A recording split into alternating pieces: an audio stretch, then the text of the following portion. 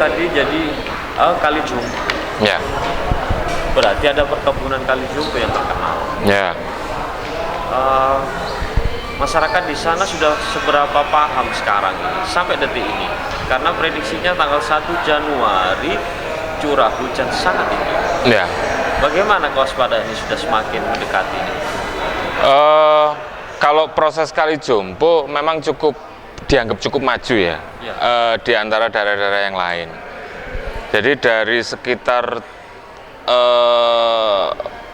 6 atau 7 perkebunan itu yang sudah melakukan simulasi pengurangan resiko bencana itu memang kali jumbo.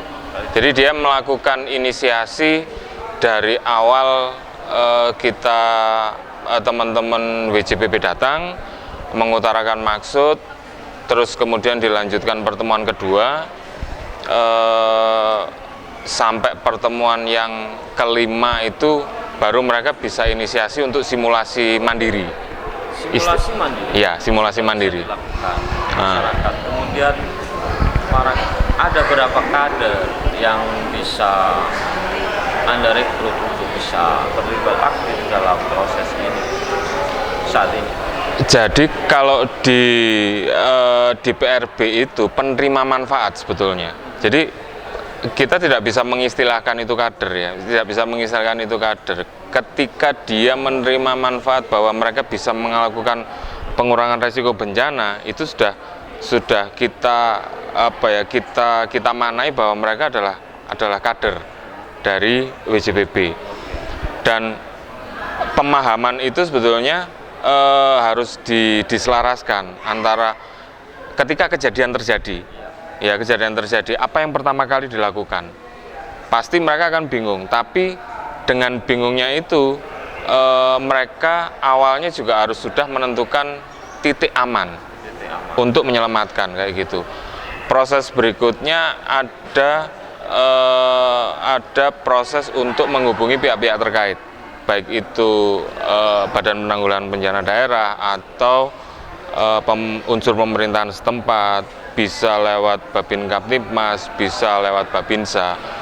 Nah, itu yang memang sudah pernah dilakukan itu di Kali Jompo. Terus yang kedua, kita lagi masih proses itu di Kencong mengenai banjir genangan. Ya, banjir genangan. Jadi sebetulnya daerah aliran sungai karena dia itu dari hulu ke hilir itu sangat terkait sekali. Ketika curah hujan di hulu itu sangat tinggi, otomatis potensinya adalah banjir bandang, dan kemudian di daerah aliran yang tengah sebelum dia ke muara itu potensinya adalah banjir genangan. Nah, sekarang teman-teman WJBP masih mencoba merumuskan bagaimana kita bisa melakukan proses penjembatanan informasi. Ya, dari atas melakukan ini kerja kerelawanan. Saya kira ya. Jadi WJBP itu dibangun dari kesadaran kita. Iya, kesadaran kita. Ada berapa yang seperti Anda? Sampai sekarang saya masih belum menghitung karena memang kegiatan WJBP atau WJBP ini sifatnya masih kultural. Ya, kultural. Artinya kultural bahwa kita lebih 50 orang. Saya kira segituan, lebih ya, lebih. Karena kita dibantu teman-teman yang dia expert atau ahli di komunikasi, pintu merah seperti itu. Terus kemudian ada beberapa teman-teman Babinsa dan Babin Kaptipmas yang dia juga turut aktif seperti yang di Kali Jompo. Terus ada teman-teman Ansor, Banser yang dia juga ternyata juga menginginkan simulasi bagaimana bisa menangani ketika sebelum ada bencana dan segala macam seperti itu. Kali Jompo ketika terjadi longsor karena kekuatan tanah tidak bisa menahan. Ya. Karena kabarnya tanah ini yang retakan ini numpang di atas batu. Ya. Ketika ambrol, kita tidak bikin menakut-nakuti masyarakat. Ambrolnya pasti mencari celah jalan yang paling rendah. Ya. yang rendah. Ketika itu sungai-sungai, cerukan-cerukan. Ada seberapa bahaya, sampai di mana areal yang bisa terkena? Di Bandang, saya lebih cenderung menyebut banjir bandang itu sebagai bandang. Itu untuk membedakan antara banjir genangan dengan banjir bandang.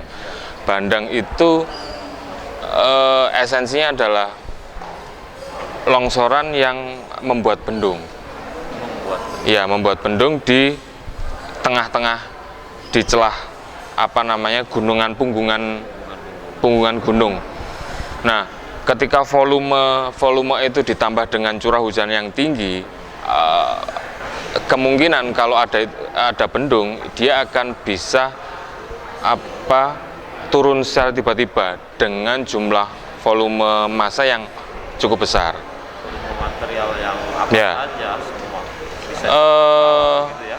Artinya di itu ya tanah, terus kemudian lapukan-lapukan kayu yang lama itu yang sebetulnya sangat berbahaya. Terus kemudian ya batu, terus kemudian material-material yang lain dan segala macam. Nah, ketika banjir bandang itu dia terjadi, itu sesungguhnya kalau banyak teman-teman ahli sungai atau yang dia memperhatikan das bahwa sungai itu nanti akan meminta haknya. Sungai akan meminta kembali haknya. Ya, jadi jika itu terjadi, daerah aliran sungai akan kembali pada titik terbesar dia. Gitu. Sesuai dong dengan konsep Islam bahwa harta asal kembali ke asal. Betul, betul. Kita akan juga kehadiran tamu dari salah satu pejabat di Kabupaten Jember, yakni Badan Penanggulangan Bencana Daerah. Tetapi sebelum beliau datang, kita akan lanjutkan diskusi kita. Sudah tahukah masyarakat yang berpotensi terdampak bencana longsor Kali Jompo? Mulai dari hilir, hulu hilir. Kalau saya nilai, kalau teman-teman menilai ya dari WJPB itu memang masih belum ada kesadaran. Kesadaran nanti akan diukur dengan munculnya simulasi. Seberapa persen kesadaran yang sudah terbangun atau malah tidak terbangun? Belum bisa. Jadi masih belum sampai sekitar 5% masih belum. Karena dari 74 desa dengan 3 daerah aliran sungai yang besar kalau saya nggak salah ya. Jadi mulai dari Kali Beradung sendiri, ya Kali Jompo yang yang dia mengalir di tengah kota, terus kemudian Kali Tanggul, termasuk Kali Putih juga kayak gitu. Itu semua daerah hulunya ada di lereng Argopuro. Jadi yang kita lakukan, kita tidak mungkin menyadarkan itu semua dengan aktivitas kultural WJPB kayak gitu.